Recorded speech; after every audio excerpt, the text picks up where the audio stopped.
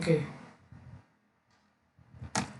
so we are discussing about various encoding schemes. So basically, these encoding schemes are used to generate the initial population in a GA genetic algorithm based problems. So the different encoding schemes are binary encoding, real value encoding, tree encoding. What's the one more encoding scheme? There are four encoding schemes, right? Real value encoding, binary encoding, binary encoding, your order encoding, and tree encoding. So this is actually an example we are going to discuss for tree encoding. So basically this is a problem which is connected with VLSI design, but this problem can be better represented using tree encoding technique. That is, the initial population for this problem can be better represented using tree encoding technique. So here you can see there are, so in a VLSI circuit, in any VLSI design, if you see, the greatest challenge is the circuit should be fabricated in as less space as possible. So and there is a constant challenge on this, because every year if you see, if you take any electronic gadget, the size of the electronic gadget is getting reduced day by day or year by year. So whatever the electronic gadget today, if it is produced in some particular size, in some particular width and height, it is expected that in the next year the size should be half of that. That is, it should be made more portable. So in that case, all the electrical circuits or all the electronic circuits which were required to build that circuit, they should be compacted. They should be compacted. So always there is a challenge in VLSI design, that how could we keep more circuits in less area. So this is something connected to that. So we want to design a chip. We want to design a chip, but that chip contains many circuits. So it contains these 10 circuits: C1, C2, C3, up to C10. All these are the circuits. Now, what is the best way to arrange these circuits in such a way that the entire area it will occupy should be minimized? So basically, this is a minimization problem.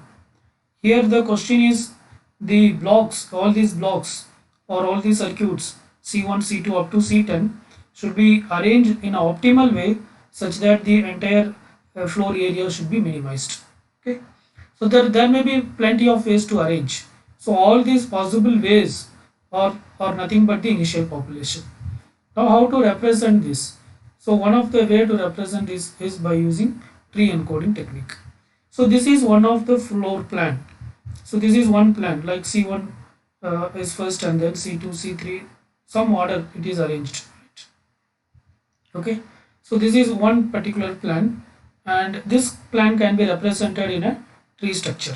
Okay, so here we have n rectangular blocks. In the above example, there are 10 rectangular blocks, but generally there will be n rectangular blocks.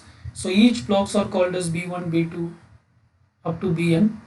Okay, so all these blocks are put together, can be represented through a set B, such that each Bi belongs to B, and every block Bi will have certain width and height. So height by width is called as aspect ratio. Height by width of a block is called as aspect ratio. So just remember this. So if a block has a height of say 3 inches and width of 4 inches, okay, then its aspect ratio will be 3 by 4. So the desirable aspect ratio is given something like this. So rho I is nothing but the aspect ratio. uh, Rho I, the desirable aspect ratio, should be between 1 by rho I, that is this h by wi should be, this h by wi should be between 1 by rho I and rho I, where rho I is equal to 1. Rho I is 1. Okay, and this, what do you call, this h by wi should be between these value.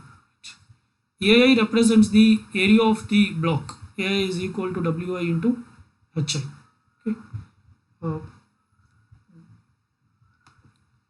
sorry, here it is not that always rho I will be 1. It is not that always rho I will be 1. If rho I is 1, then it means that the block is rigid. If rho I is 1, then it means that the block is rigid. Rho I is nothing but this hi by wi is called as rho I. That's it. Okay. Hi by wi is called as rho I. If this value is equal to 1, it means that the block is rigid. And this is how the desirable aspect ratio is given. That is 1 by the h by wi should be in between 1 by rho I and rho I. Okay. So basically it should be between 0 and 1. That's what it means. So here how can we represent the minimization problem in the sense, so we have to minimize many things. One is the number of wires that were required to connect all these blocks. So there is a set of networks where n is equal to n1, n2 up to nk, describing the connectivity information.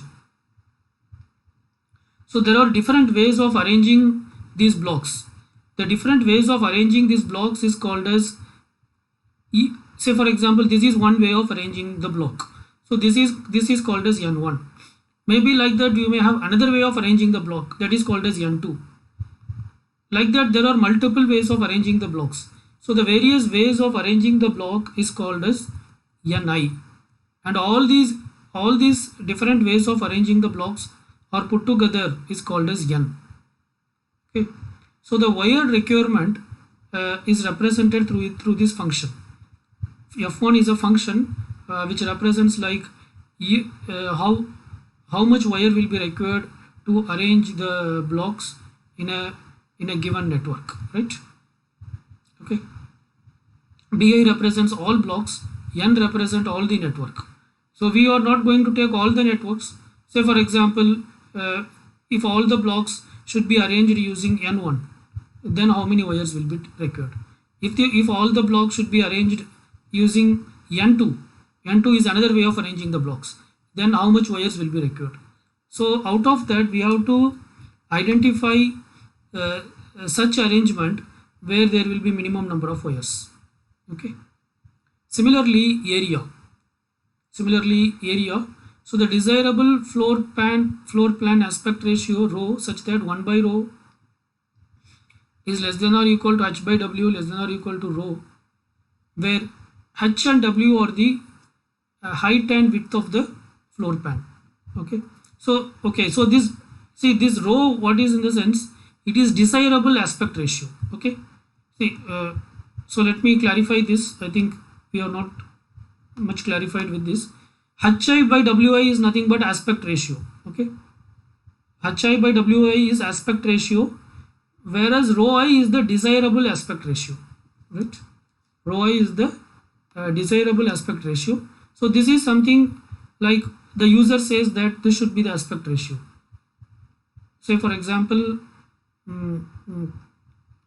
hi by wi is nothing but the actual aspect ratio, but rho I, what it says, it is the desirable aspect ratio. What aspect ratio is expected? Okay. Say for example, if the desirable aspect ratio is 0.5,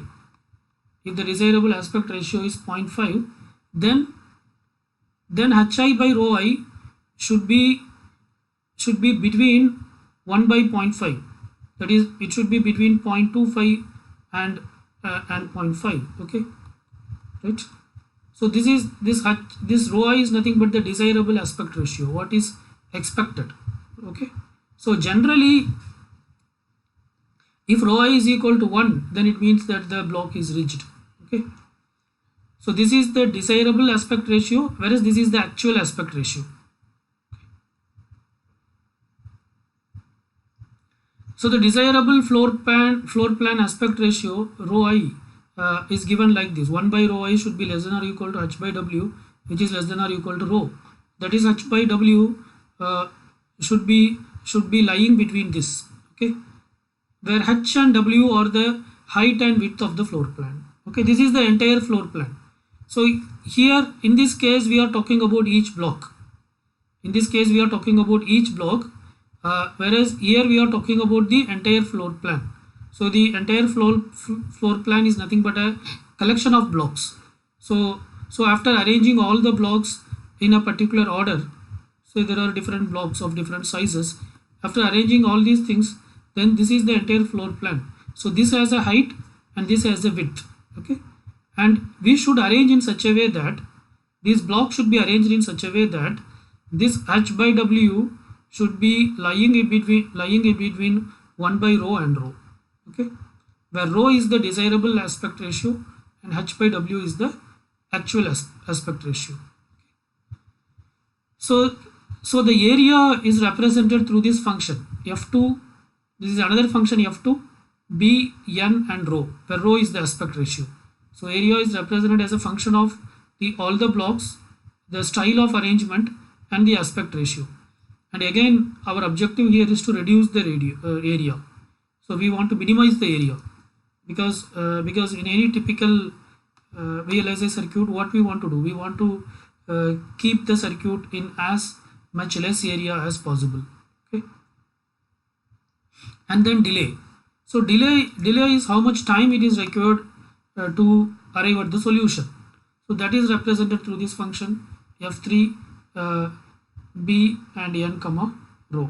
Okay, so or I think it is not it is not arriving at the solution. It's the timing information, like how fast the each blocks can communicate.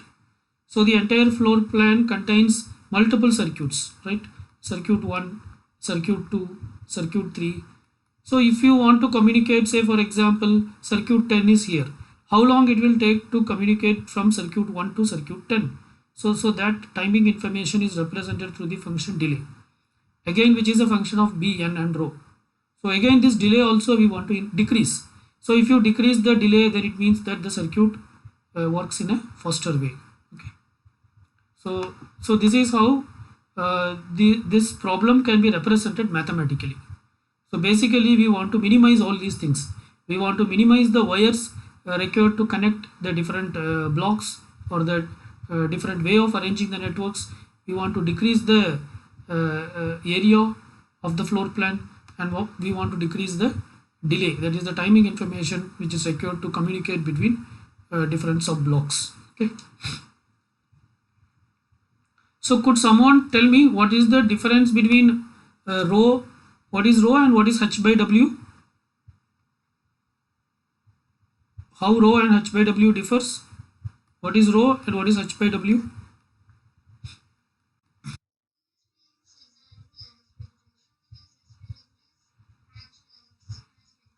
Yeah, so rho is the desirable aspect ratio and h by w is the actual aspect ratio. Okay, say for example rho is 0.43.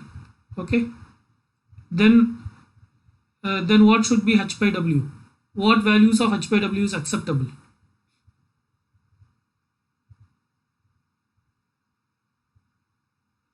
H by w, between which range it is acceptable?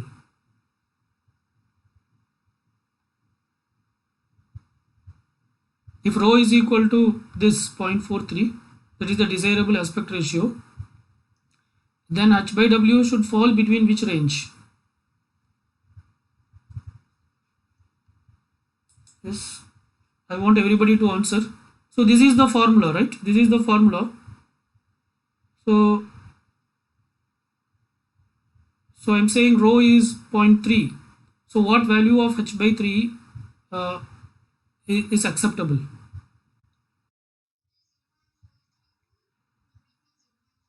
Yeah, so h by w should be between 1 by 0.43 and 0.43. Okay, such aspect ratio will be acceptable. Okay, such aspect ratio will be acceptable. Assume that h by w is equal to, say, what is 1 by 0.43?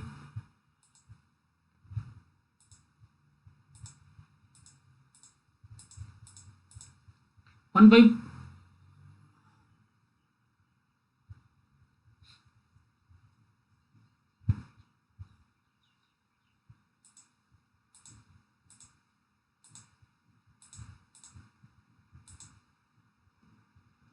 Okay, so 1 by 0.43 is 2.32. Okay, it need not be between 0 and 1, and rho is 0.43. Okay, so it should be somewhere between this.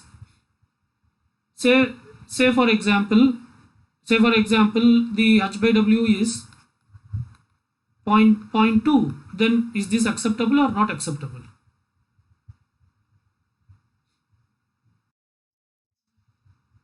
How it's acceptable? Is it between this range?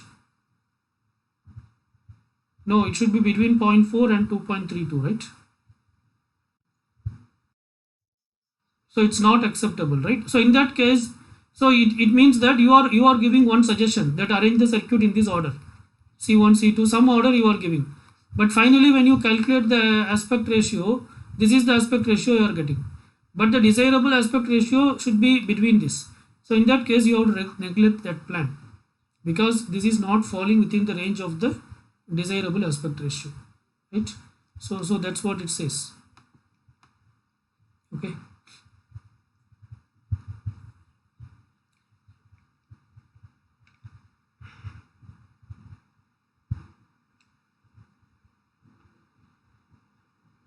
See, as I communicated, I want everybody to respond. Then only I will confirm that you are attending the class. Okay, whether it is correct or not, you should respond.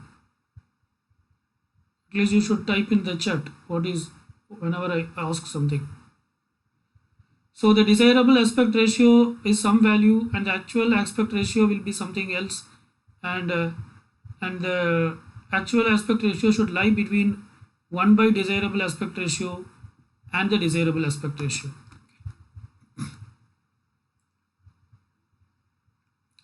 So this is how the problem is mathematically defined.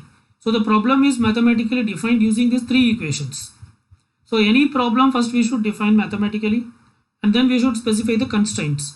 So here these are the constraint. So what is the constraint?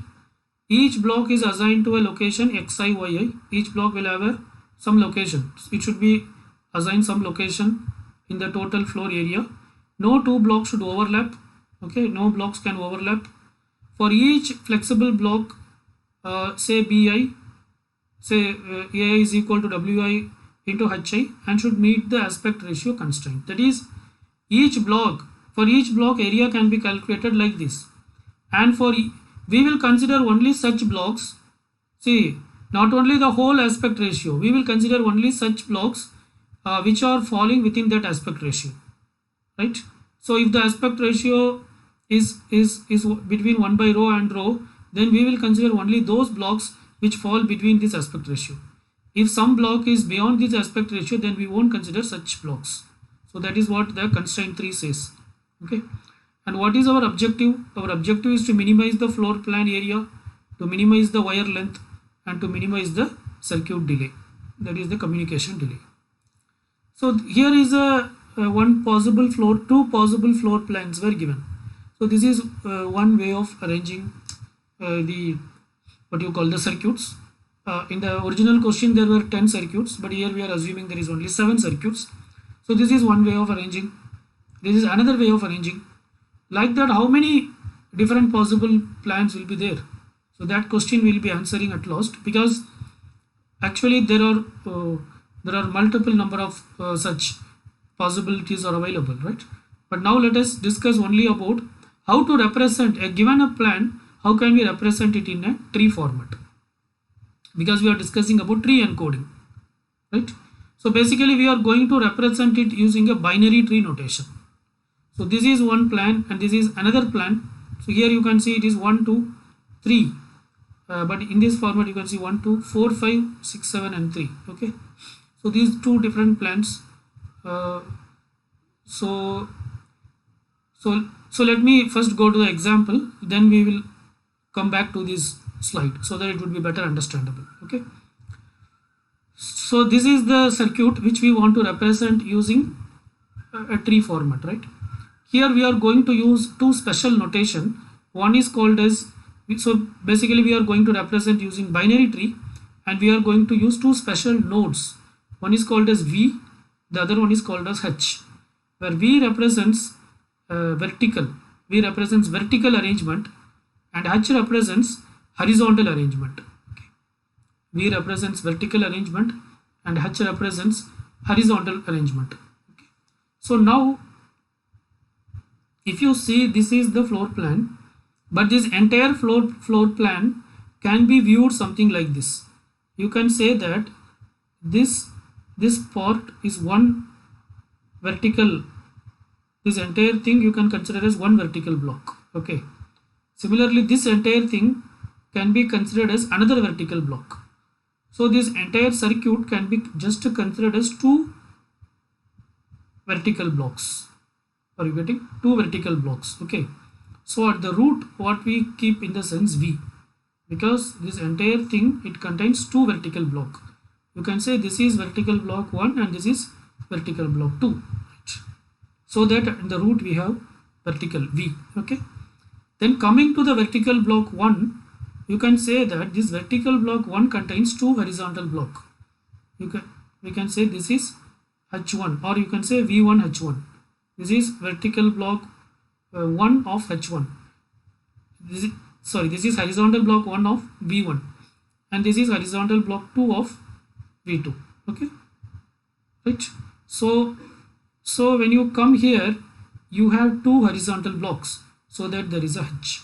Okay, and in this format, what we are doing in the sense, so there are two horizontal blocks. So whichever the one which comes first, that is represented as the right child.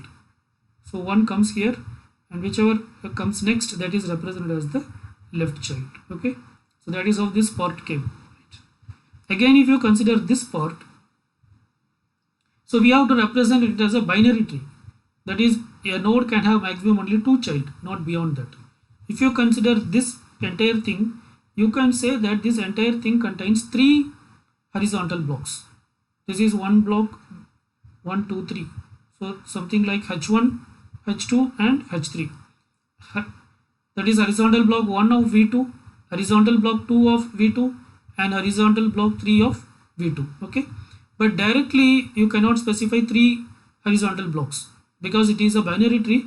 Already one H you have specified, so only one H you can mention. Okay, so one H comes here, right?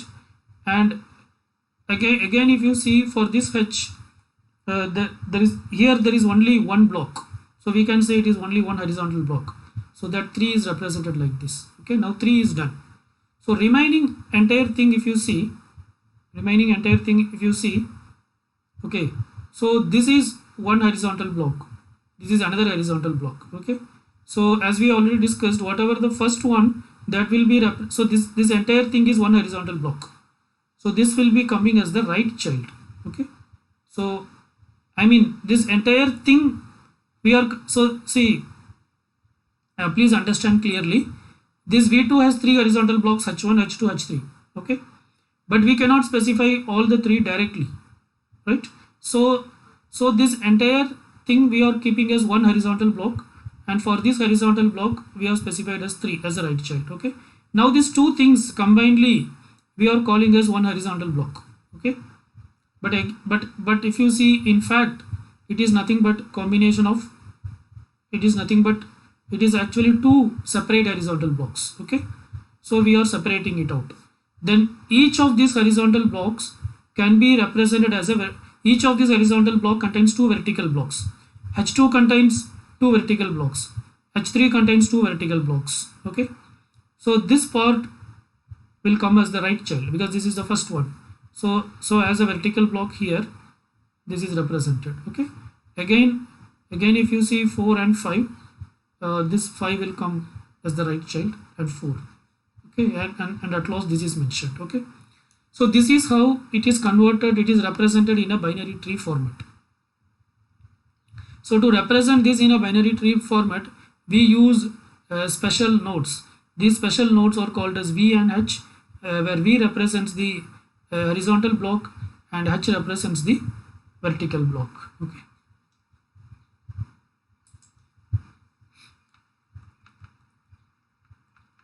So now let us understand this. So a floor plan can be modeled by a binary tree with n leaves. So when you create a floor plan with a binary tree, there will be n leaves and n minus internal nodes will be there. For example, So here n represents the number of circuits. You can see this particular floor plan, it contains 7 circuits, 1 2 3 4 5 6 7 circuits, and if you count the leaf nodes, there will be 7 leaf nodes, 1 2 3 4 5 6 and 7.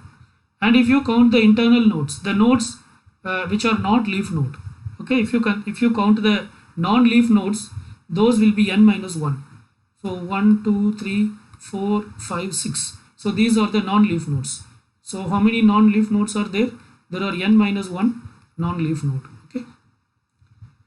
If a circuit contains, say we want to design a VLSI circuit, we want to represent a VLSI circuit which contains many smaller circuits using some floor plan and using an tree notation, binary tree notation. Okay, assume that VLSI circuit contains say 50 circuits.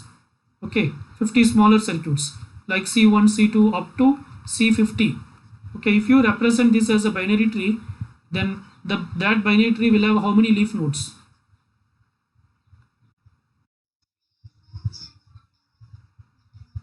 Yeah, it will have 50 leaf nodes and it will have 49 internal nodes. Okay, right?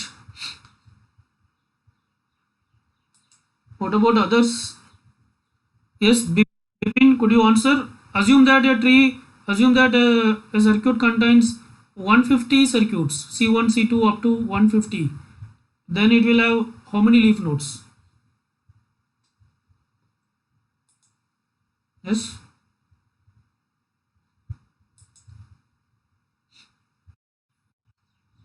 $150. How many internal nodes? 149. Yes, Sai Charan and Bipin, are we following?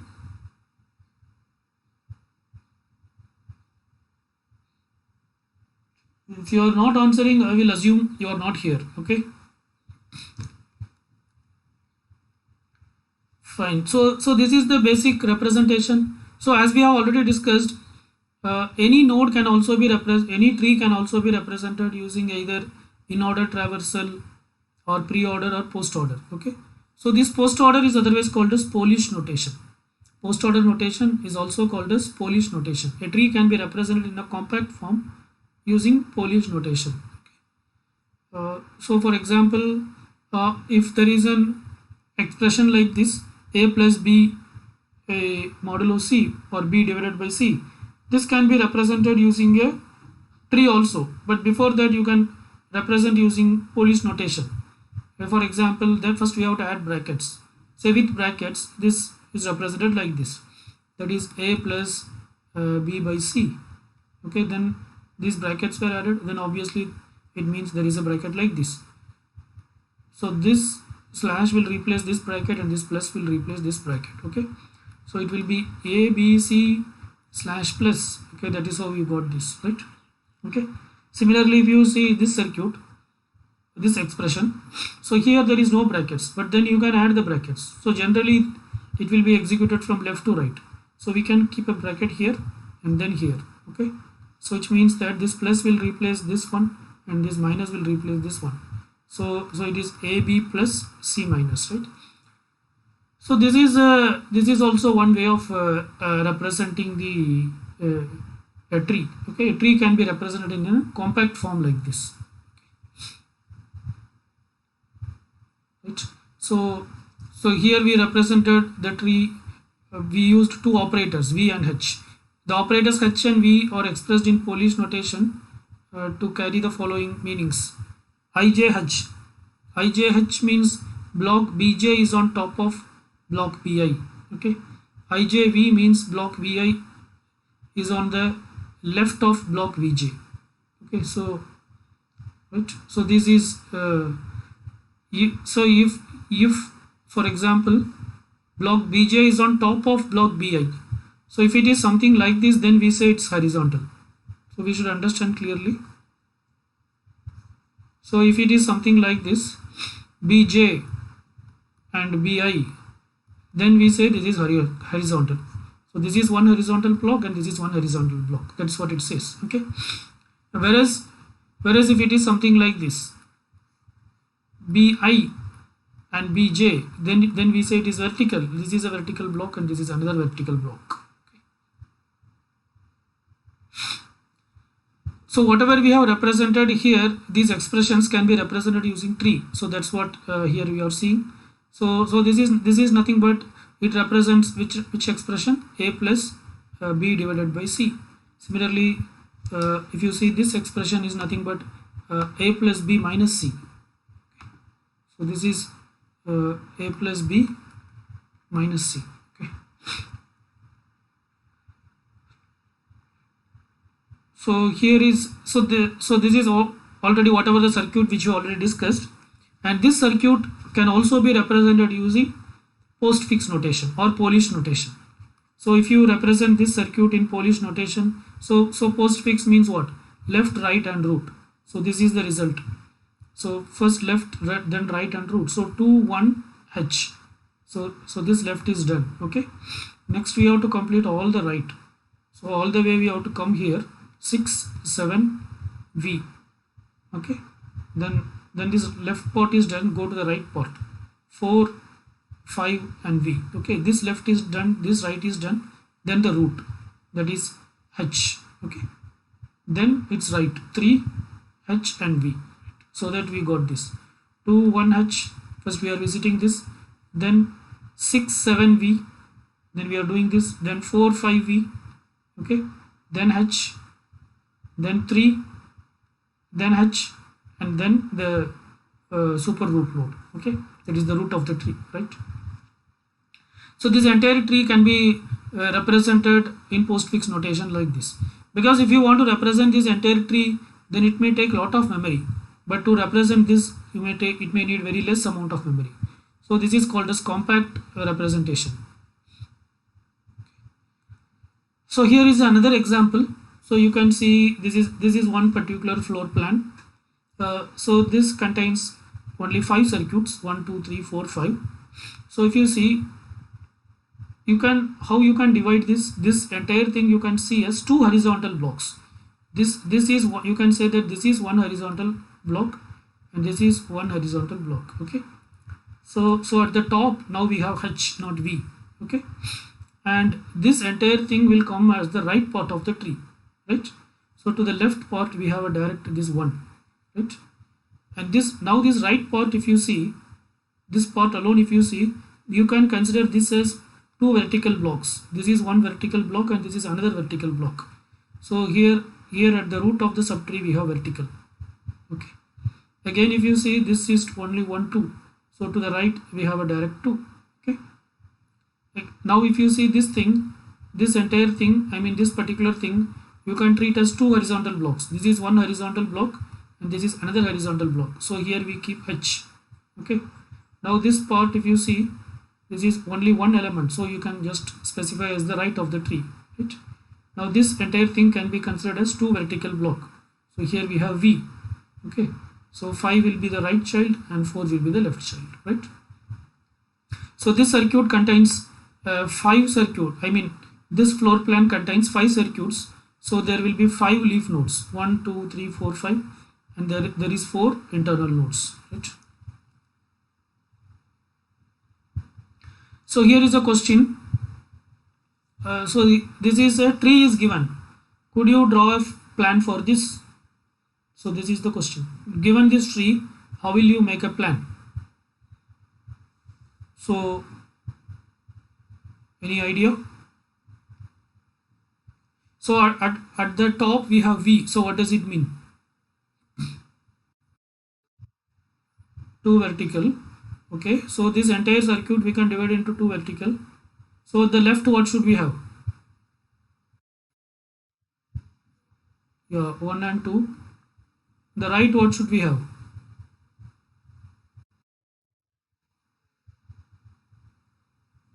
Right, yeah, first you should have 6 and 7. Okay, what should be the, see, which should be the left and which should be the right? 6. Yes. Next, what should we have? Next 3. Next Yeah. Okay, so this is how this tree can be represented in floor plan. Okay. So so you can convert either tree to a floor plan or a floor plan to a tree, either way, right?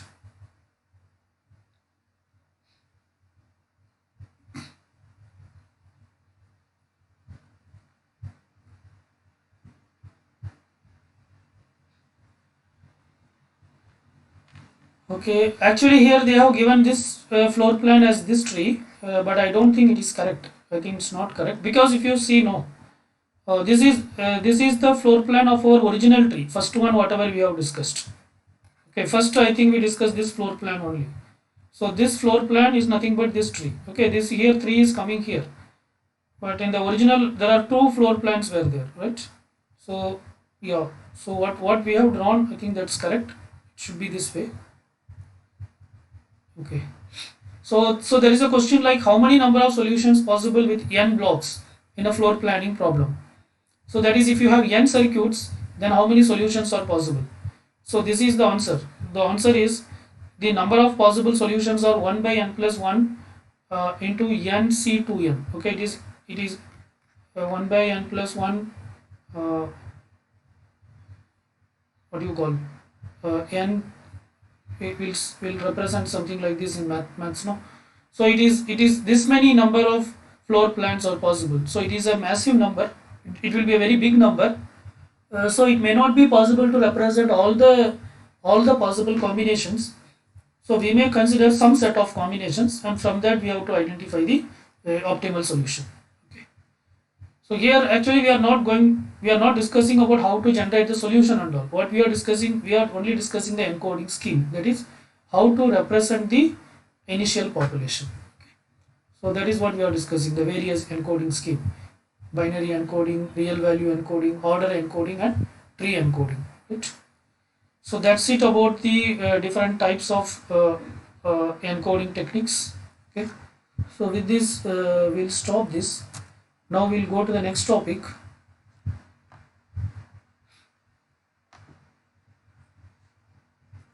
So in today's lecture, we'll be discussing about selection and fitness evaluation and selection. So these are so to recall again, these are the various GA operations. So in genetic algorithm, there are many operations, as we have discussed in the previous lectures. So encoding is used to find the initial population, and next we'll be discussing fitness evaluation and selection. That is, after identifying the initial population, we have to find the fitness of each individual, and then we have to identify the uh, individual with good fitness score, and these will be selected for generating the offspring. Okay. So that process is called as selection. That is, identifying the best individuals is called as selection, and identifying the fitness score is called as fitness evaluation, or calculating the fitness score is called as fitness evaluation. So this is what we are going to discuss in today's class. So after performing fitness evaluation and selection, then we generate the mating pool, and then crossover, mutation, inversion, and convergence test. These are the various operations that we perform in GA. So we have just finished one operation, which is encoding. Now we will move on to the next operation, which is fitness evaluation and selection. Okay. So selection is the process of creating the population for next generation, for creating the next generation from the current generation. Okay. So to generate new population, generating new population is otherwise called as breeding. So it includes creating a mating pool, selecting a pair, and reproduction. Okay. So reproduction is not part of selection. It includes only creating a mating pool and identifying the pair.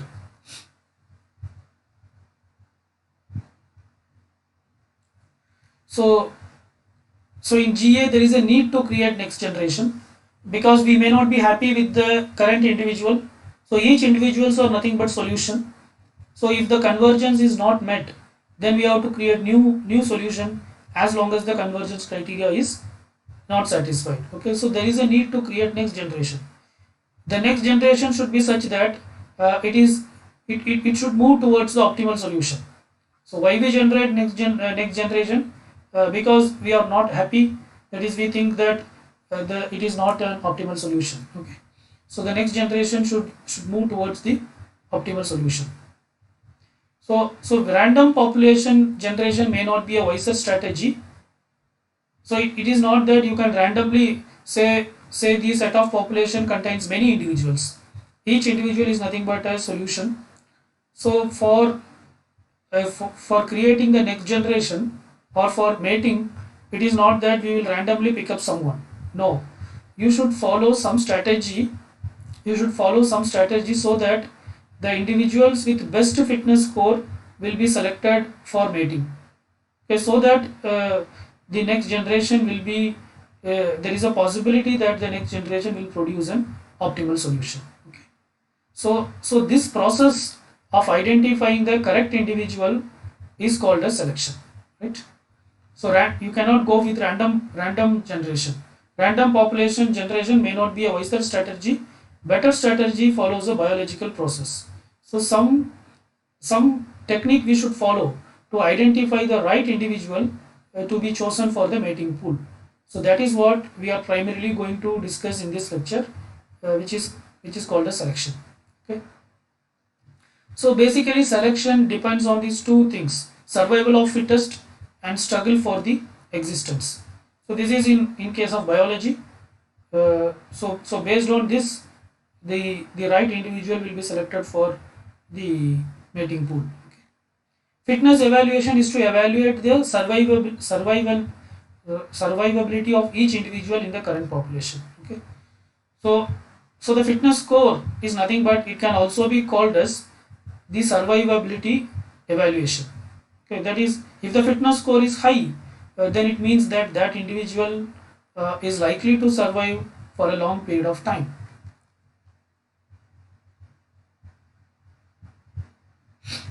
So the next question is how to evaluate the fitness of an individual.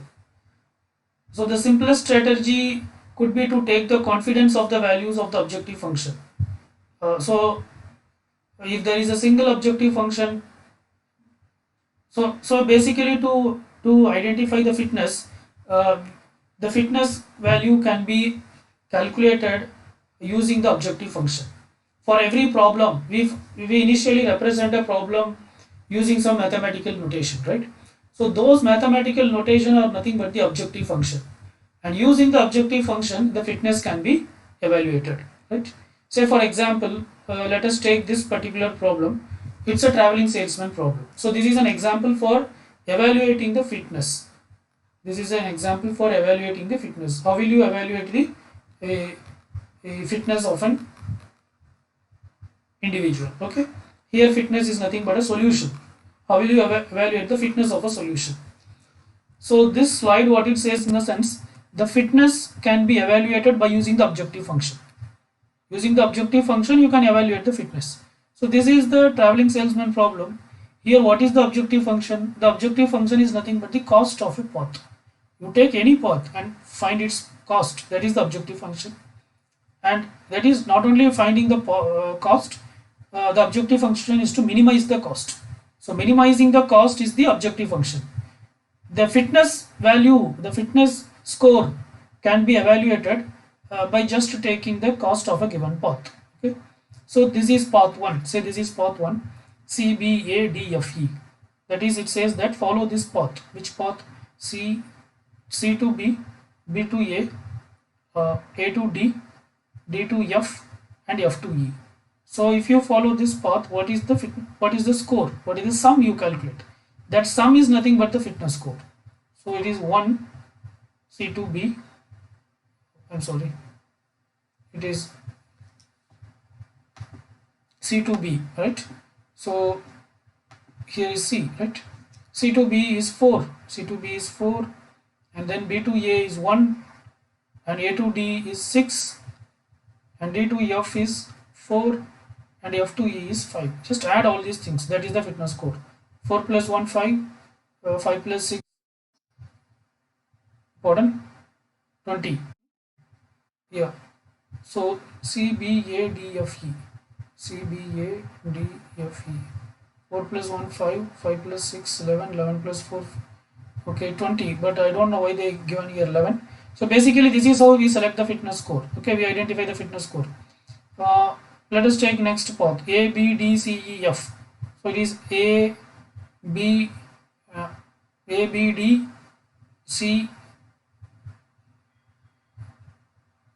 There is no path from C to E, right?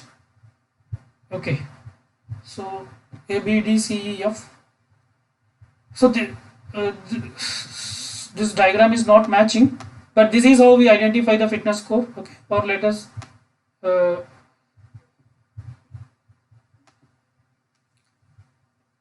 so the point is to identify the fitness score. Okay. After identifying the fitness score, here what is our objective? Our objective is to minimize. Our objective is to minimize the fitness score, right? So you have to pick up the one which has the least fitness score.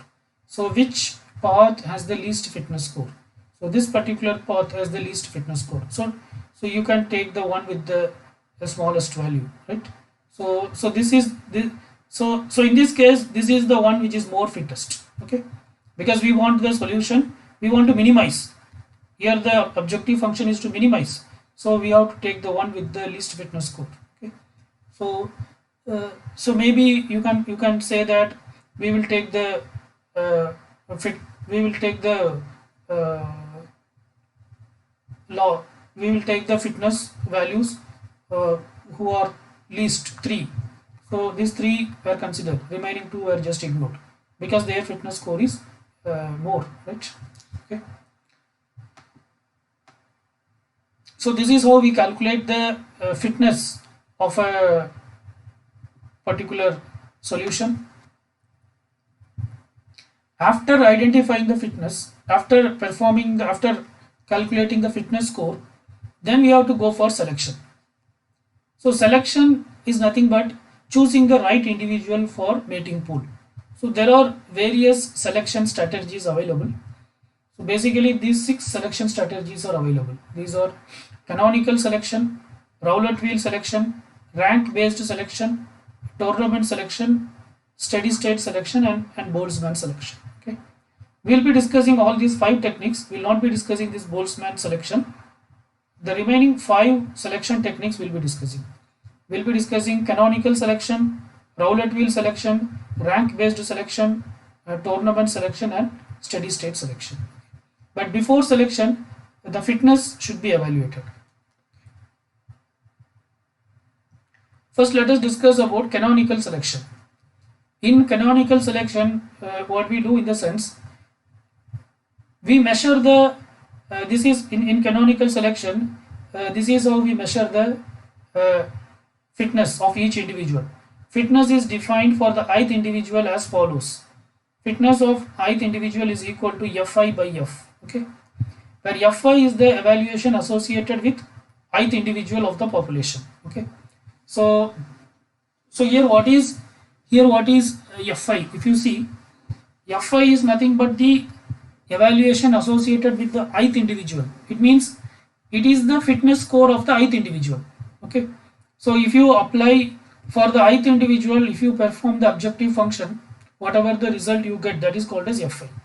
Okay, divided by F. What is this F? Or it is F bar. F bar is the average evaluation of all individuals in the population size n. Okay, right? Say for example, F1, there are some fitness score given like this. Say the population contains only 4 individuals. Okay, say the fitness score of F1 is 0.3, F2 is 0.4, F3 is 0.6, and F4 is 0.2. Okay, now if you want to calculate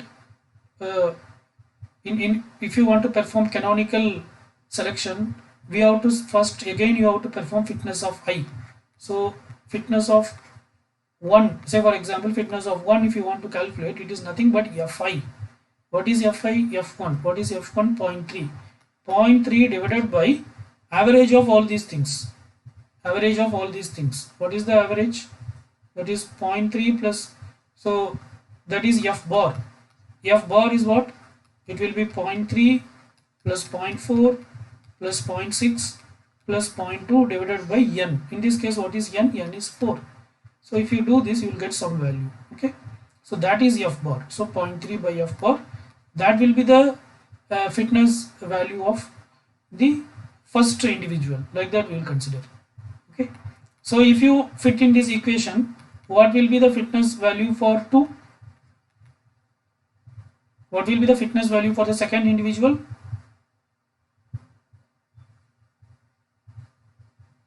Yes, are you following? Yeah, 0.4 by F bar. Okay.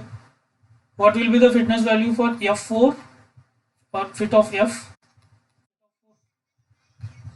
0.2. This is 2. Okay. 0.2 by F bar. Okay. So like that. So initially you have to find fitness. That is sure. That is using the normal fitness evaluation technique. That is by solving the objective function.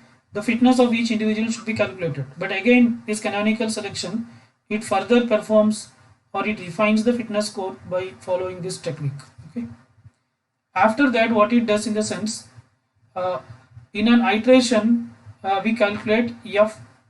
So that is we calculate this fitness value Fi by F bar for all individuals in the current population. Okay. In canonical selection, the probability that individuals in the current population are copied and placed in the mating pool is proportional to their fitness. So then we will identify, say, some P individuals whose fitness score is high. Okay. Here the size of the mating pool is P percentage of n. If say if n is 100, then from that we identify, say 10 percentage means we identify 10 individual with highest fitness score for the mating pool. So the convergence rate depends on P, that is how much percentage you are selecting for mating. So the convergence depends on that. So this type of selection is called as canonical selection. So basically these two techniques, canonical selection and Rowlett wheel selection, it comes under a technique called proportionate based selection. Proportionate based selection. Whereas rank based selection, it comes under a technique called ordinal based selection. So we are not going deep into canonical selection, that is in the sense we are not discussing any problems, but this is the whole idea. But we will be discussing some problems on Rowlett wheel, because Rowlett wheel and canonical selection is more or less same, because they are derived from the same class of selection technique, which is nothing but proportionate based selection. Okay.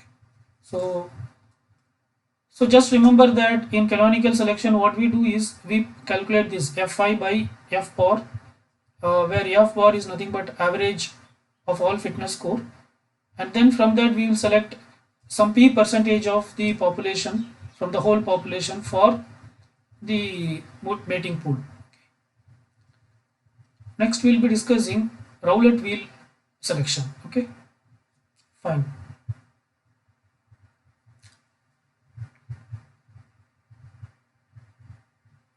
So in Rowlett wheel selection, the probability of an individual being selected for mating pool will be proportional to its fitness. Okay. Actually, canonical selection also the definition is same.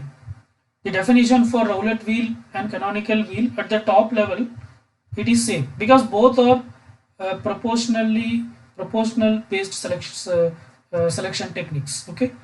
So in this scheme, the probability of an individual being selected for the mating pool is considered to be proportional to its fitness. So this definition is applicable for canonical selection technique also. Because of this reason only, they are called as proportionate based selection. That is if the fitness score is high, then it is highly likely that they will be selected for the mating pool. Okay, but internal working slightly differs, right? So for every individual, we will identify first the fitness score. We will identify the fitness score.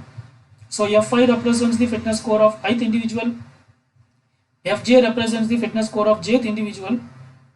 Then say, so theoretically it is something like this.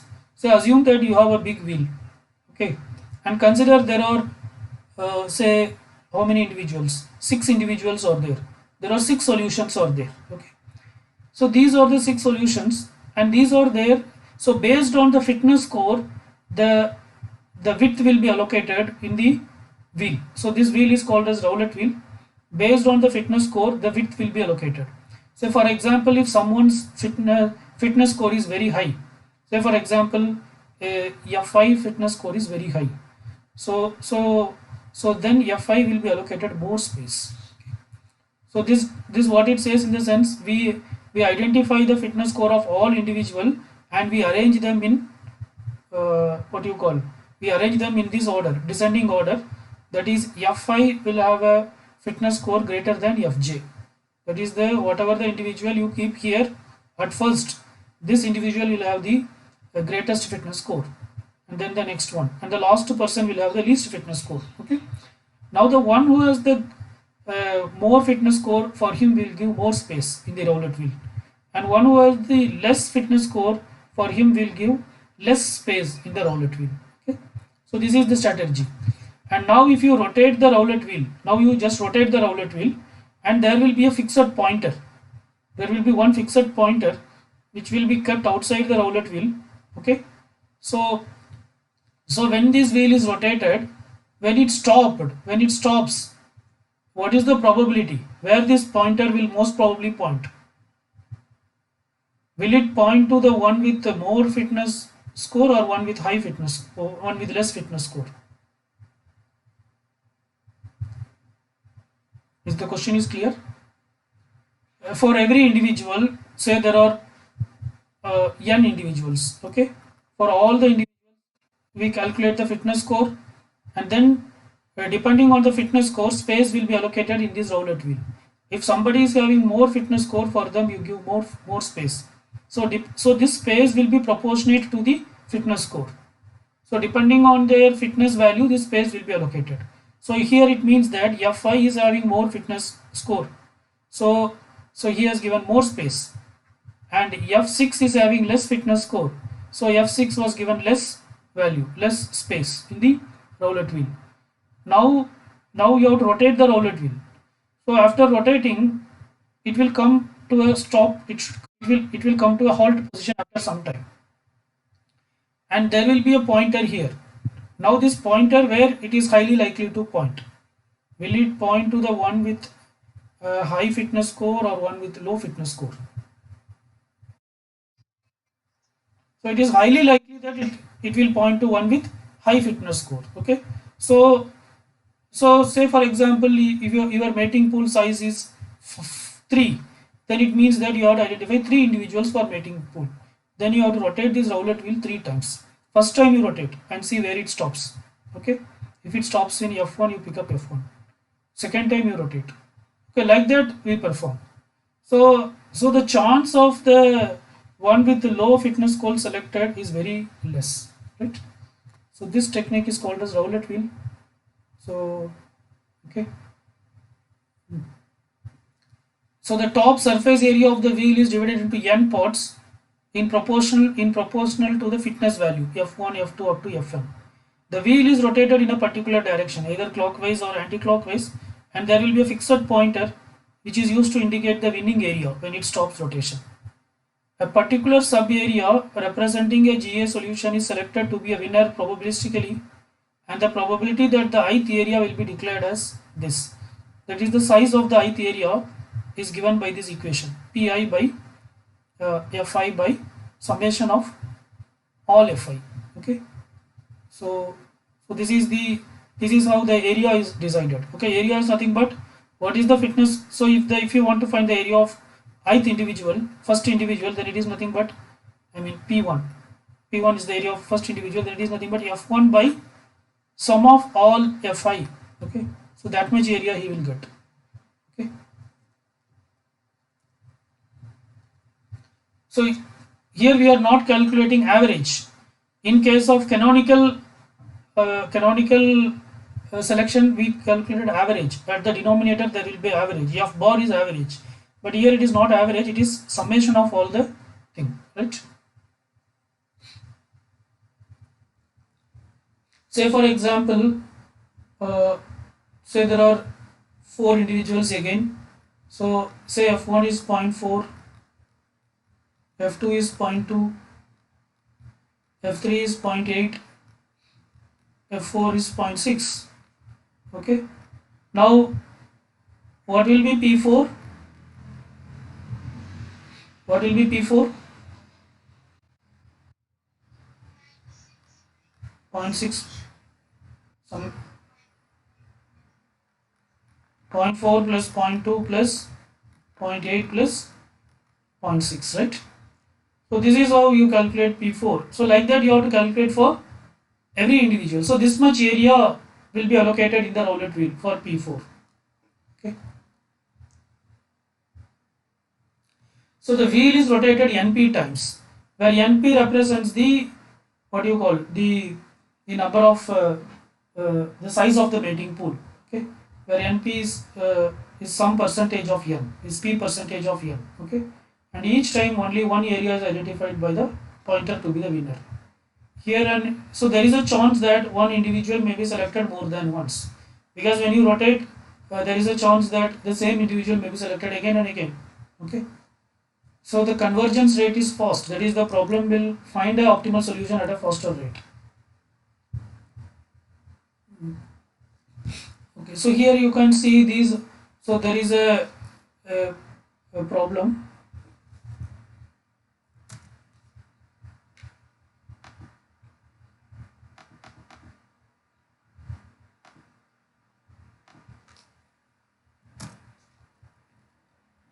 So there are 8 individuals. That is, there are 8 possible solutions. 1, 2, 3, 4, 5, 6, 7, 8. And these are the fitness value. 1.01, 2.11, all these things are the fitness value. Somehow this fitness is calculated. We are not bothered how it is calculated. Now how this PA is calculated? So what is P1? How P1 is calculated? Summation of all these things. Okay. So what is the summation of all these things? Could you just calculate it? Because we'll verify for everything. Because there are letters. So it is 1.01 plus 2.11 plus 3.11 plus 4.01 plus 4.66 plus 1.23.25. Okay.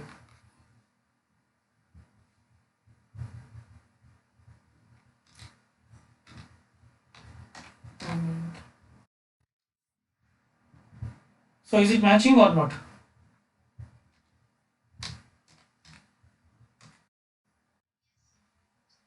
One 1.01 by 23.25. What is that?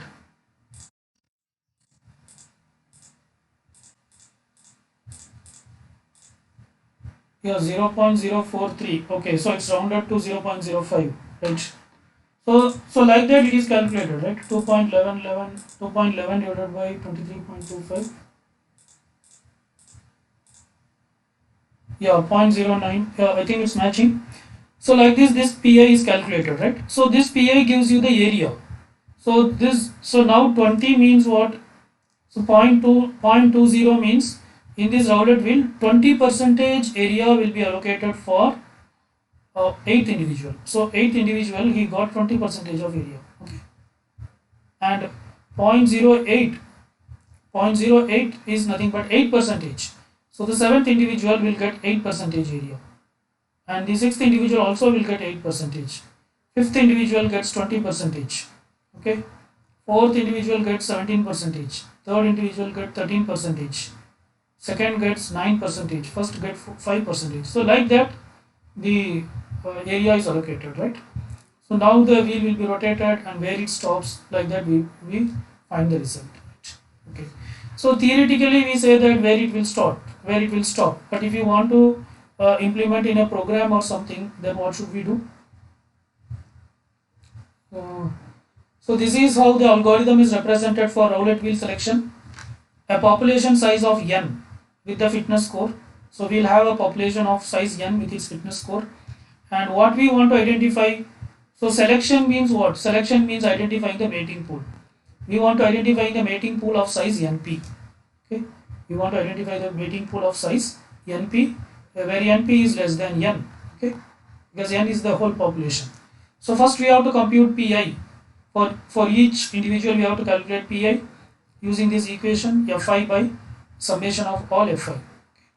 Then, so there are other steps are there which we'll be discussing with the problem. See, then what we have to do, calculate the cumulative probability of each of the individual starting from the top of the list.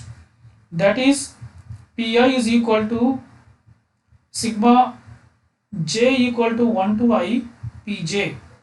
Okay, so what does it mean? See, cumulative probability, say assume that p1 is for someone, say p1 is 0.02, say p2 is 0.06, say p3 is 0.20, say p4 is 0.40. Okay, now what will be the cumulative probability for p1? See this equation, it says that pi, the cumulative probability pi is j equal to 1 to I. So it goes from only 1 to I. Okay, that is for p1 it goes from 1 to 1 only. For p2 it goes from 1 to 2. For p3 it goes from 1 to 3. For p4 it goes from 1 to 4. And just add this normal probabilities. Okay, so what will be the cumulative probability for p1?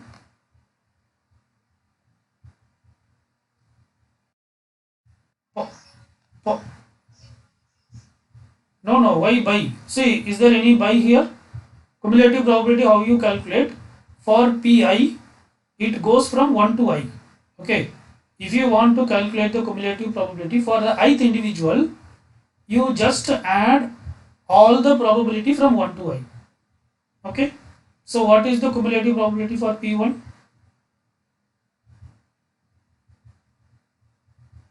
For ith individual it goes from 1 to I. So for first individual it goes from what to what?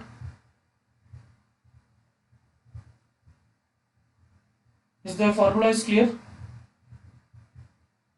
See, for ith individual it goes from 1 to I. Okay,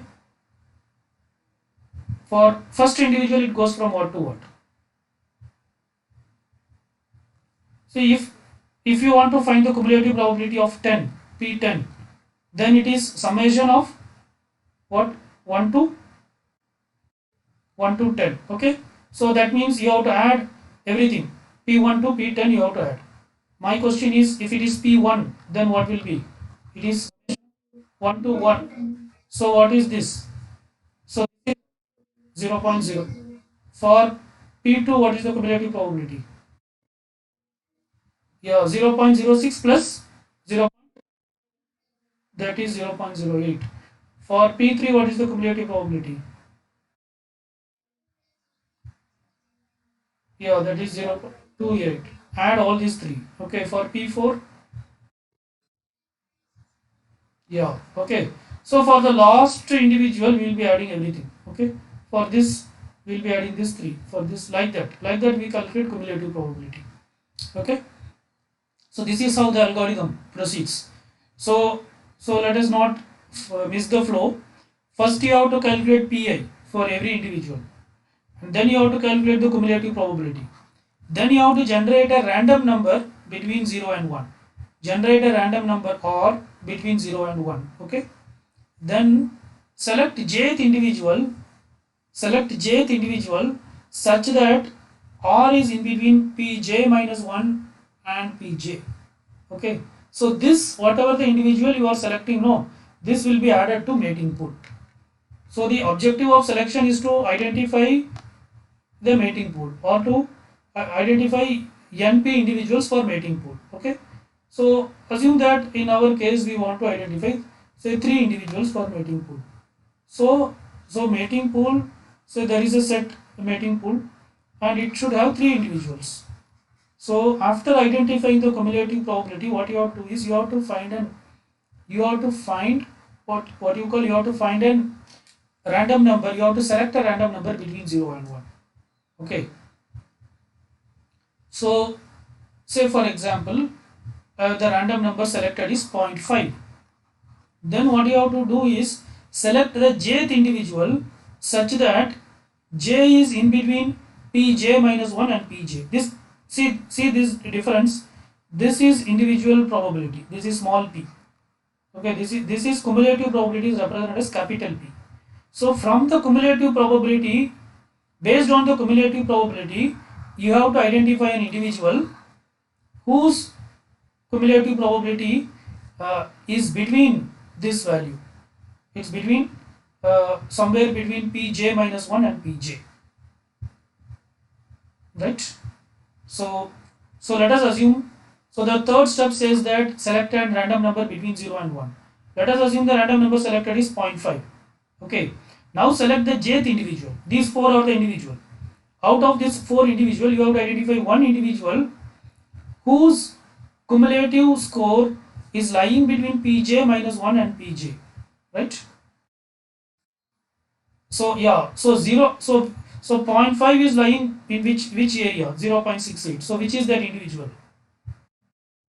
P4. So P4 will be selected. Okay, right? So then what it says, repeat step 3 and 4 to select NP individuals. We need how many individuals? This is mating pool. So mating pool, we need NP individuals. So not just one individual. So again repeat this. So once again generate some other random number.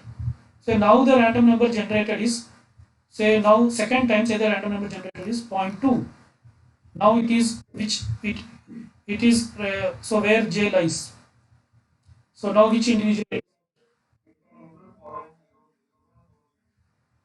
Yeah, it can include, no 0.2 where it, so it is P3. Are you getting between? So what is the highest? I mean more than 0.2. What you have here? 0.28. So and which is less than 0.2? 0.08. Okay, this 0.2 is lying between this. Okay, in that case we select P3. That is what this statement says. Are you getting? So P3 will be selected. Okay, right? So like that we select. So like that you have to fill up this mating pool until NP individuals are selected. So this is how roulette wheel selection works. So here is a complete example for roulette wheel selection. Okay, with all PI everything. So this is the previous problem whatever we are discussing. So this is same problem here. Already we have identified the PI, that is the probability, I mean the area. So all these were already calculated.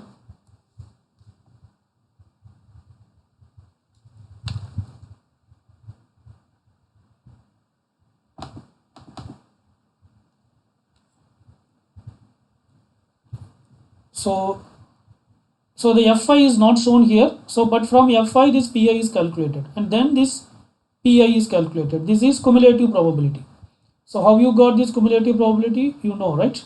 So in this case it is 0.5, 0.05. So this is 0.9 plus 0.5, 0.14. This is summation of these three. 0.13 plus 0.9 plus 0.5, 0.05. Or you can directly add 0.3 and 0.14, 0.27. 0.17 and 0.27, 0.44. Okay, so like that we find the cumulative probability for all. Okay. And then for each round, say let us assume we have to, so for mating pool we have to identify NP individuals. So here we are considering NP as 8. So we are assuming that we want to identify 8 individuals. So 8 times we are generating random number. So when you say the first time the random number generated is 0.26. So when it is 0.26, which individual will be selected? 3. So 3 will be selected. Okay. So when any individual is selected, we mark some 1 here. Okay. Some individual may be selected more than once also, so that 2 times this number appears. Okay. So 3 is selected for once. I mean the individual 3 is selected for first time. When the random number is 0.04, which individual will be selected? Why? No, which individual? Tell. 0.04, which individual will be selected?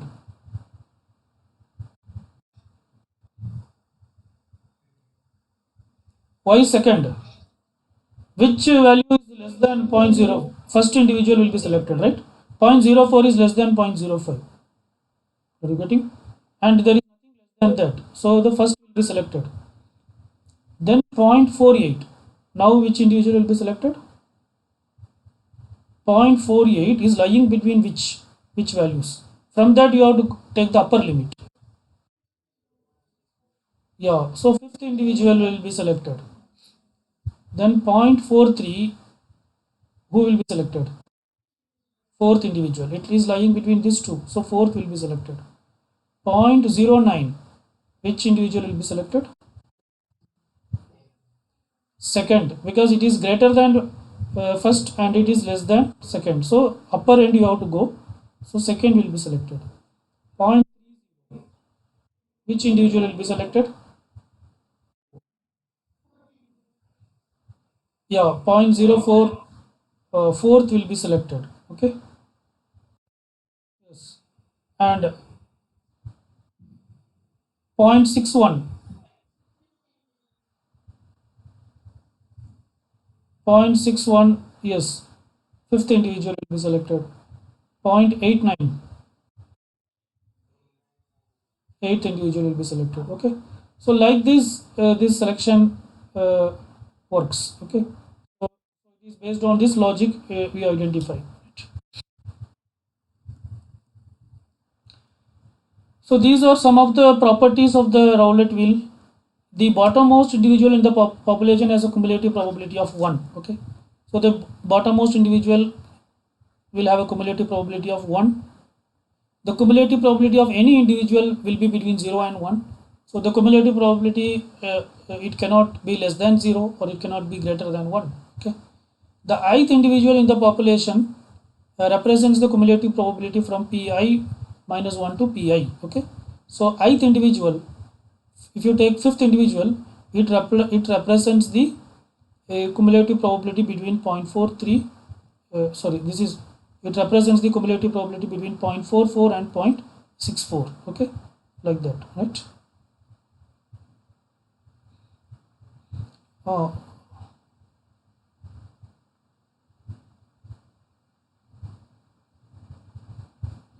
The topmost individual represents the cumulative probability values of 0 and p1. Okay, so the topmost individual, this is the first individual, it represents the cumulative probability between 0 and this 0.05.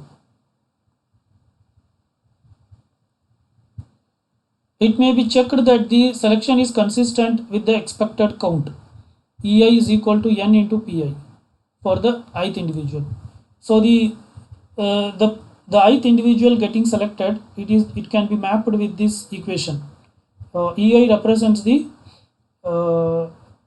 probability that a particular individual will be selected will be equal to n into pi. Okay, so n is the number of individual, pi is their probability value, right?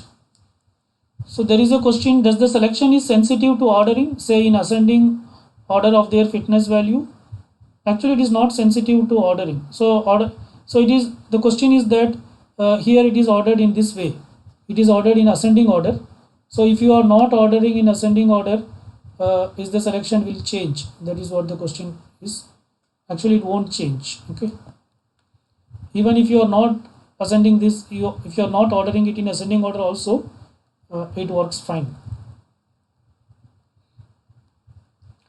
There are some drawbacks with Rowlett wheel selection, so we'll discuss that also, and based on and also we'll be discussing like how this drawback can be rectified by using some other advanced techniques. Okay, suppose assume that we have only 4 individuals.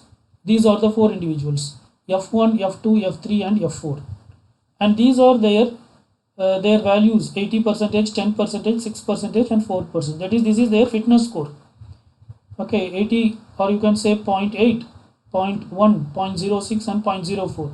These are the fitness score of these individuals. Then what is the expected output?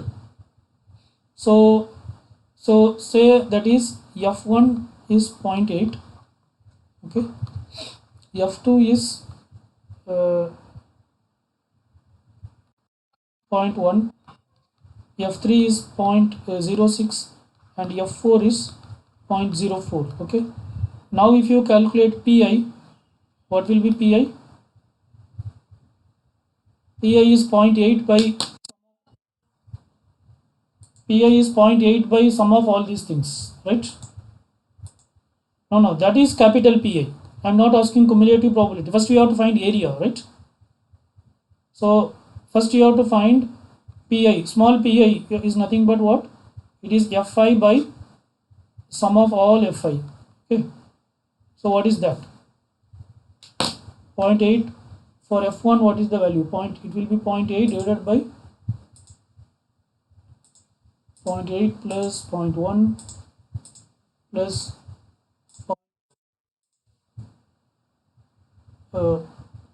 okay. What is the sum of all the things? 0.8 plus 0.1 plus 0.06 plus 0.04.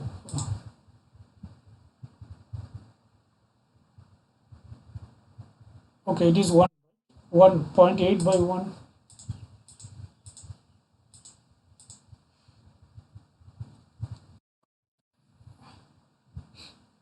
No, 0.8 by 1, it is 0.8, right?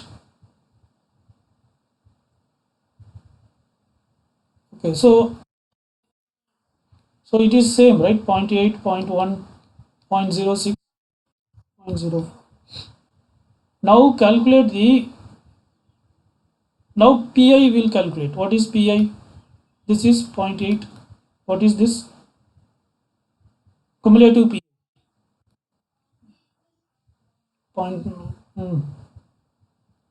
Then 0.96 and 1, right?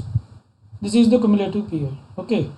See, now if you okay, the question is, if you Rowlett wheel, if you keep a Rowlett wheel now, how much space will you give for F1?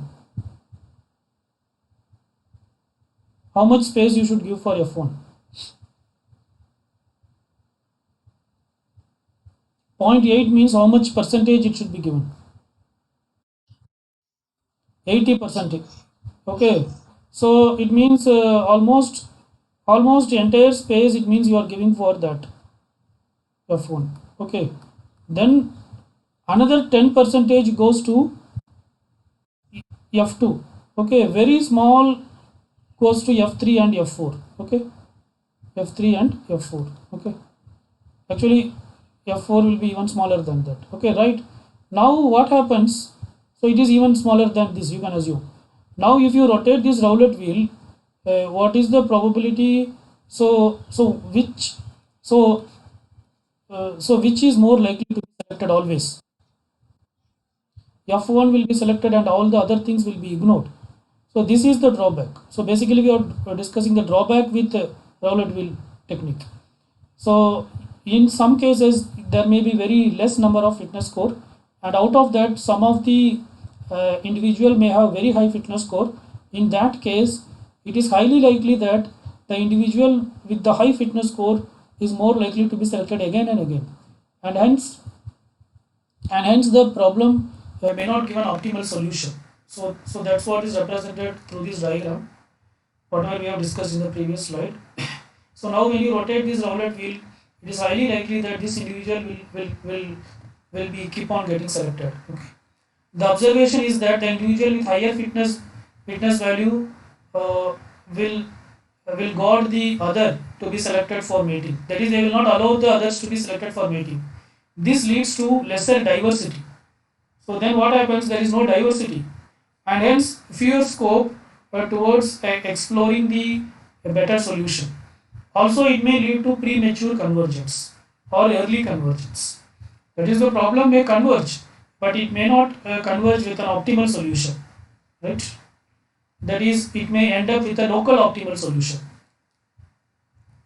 So this is the drawback with a roulette wheel selection technique, and this drawback can be effectively overcome by using the next selection technique, which is called as rank based selection technique. Okay, so actually rank based selection technique is also very much depends on roulette wheel selection.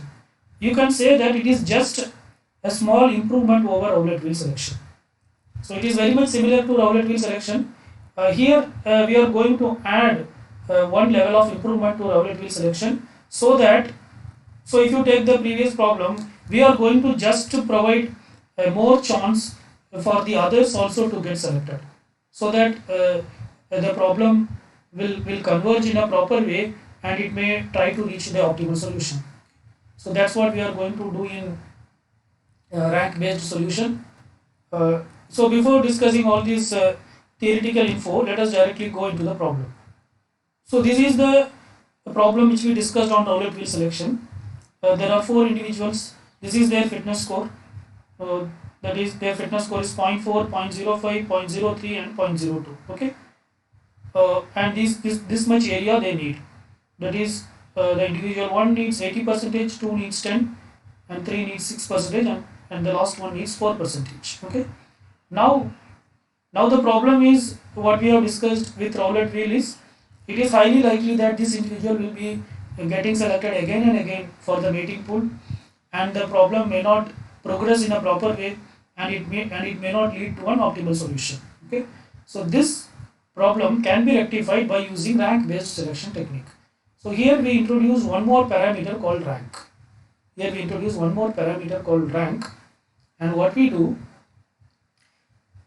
the one with the least fitness score will give that individual the rank 1, and the one with the next least individual score will be given the rank 2. Like that we will rank every individual. So the one with the least fitness score is 4. So this 4th individual will be given rank 1, and the next individual will be given rank 2, and the next individual will be given rank 3, so on and so forth. Like that we give rank. Okay. Now we calculate the new area. So this is the area calculation as per what do you call? So this is the area calculation as per roulette wheel selection.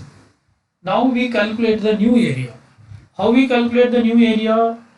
Now we calculate the new area based on rank. The logic is same. The percentage area to be occupied by a particular individual is given by Ri by the sum of all Ri into 100. Okay. So Ri is nothing but the rank of an individual divided by sum of all the ranks into 100. Okay. So this is how we calculate the new area. Ri is the rank of an individual divided by sum of all the rank. So how this area is calculated? Rank 1 is nothing but what? 4 by the area occupied by the first individual will be his rank divided by sum of all the rank. What is sum of all the rank? 4 plus 3, 7, 7 plus 2, 9, 10 into 100. So what is that? 40. Okay. So that is how you got this 40. So it means that now first individual will be allocated how much percentage in the roulette wheel? 40%. For the second individual it will be what? 3 by 10 into 100. So he will get 30%. And the third individual will get how much percent? He will get 20%. And the last individual will get 10%. Okay, now what happens? See, previously the first individual is having 80%, second is having 10%, third is having 6%, fourth is having 4%. Now this fourth individual from 4% it was increased to 10%. Third individual from 6% it is increased to 20%. Second individual from 10% it increased to 30%. Whereas first individual it is decreased from 80% to 40%. But relatively, if you take first individual's area is still better than the other individuals. Okay, so now you cannot say that always only individual 1 will be selected. Yes, there is a high probability that individual 1 is selected, but there are also chances that the others will be selected. Okay, so basically we are pushing the problem out of local optimal. Okay, in this type of situation, Rowlett will selection technique may get into local optimal, but when you use rank based selection technique, it will come out of the local optimal, and it may give an optimal solution. Okay, so that is what the rank based selection algorithm does. So in a rank based selection algorithm implementation, this is the algorithm. The input is what? A population of size n with their fitness value. Output is a mating pool of size np. So first what we do, arrange all individuals in ascending orders of their fitness value, rank the individuals. So first arrange the individuals in ascending order of their fitness value, then rank the individuals according to their position in the order. So that is the one with the least fitness score. When you keep in ascending order, the one with the least fitness score will be first. Okay, so that person you give the rank 1, then rank 2. Okay, and then the one with the best fitness score will be lost, and that will be having the rank n. Now also here we are going to apply the Rowlett wheel selection only. Now apply Rowlett wheel selection on the rank. Apply Rowlett wheel selection, but based on their rank. Okay, not based on their fitness score. For example, the probability pi for the ith individual would be that is in the Rowlett wheel we are going to allocate area. So that area allocation will be based on this formula, Ri by sigma summation of all Ri. Okay, into 100 you can add. So probability, this is probability, so into 100 we are not adding. Right? So this is the same example which we already discussed. So this is just a comparison. It says like how the chances of other individuals to get selected is improved in case of rank based selection. So the rank based selection is expected to perform better than Rowlett wheel selection in general. Right? Okay, fine, it's getting late, so let us stop here. So the remaining selection techniques let us discuss in the next session.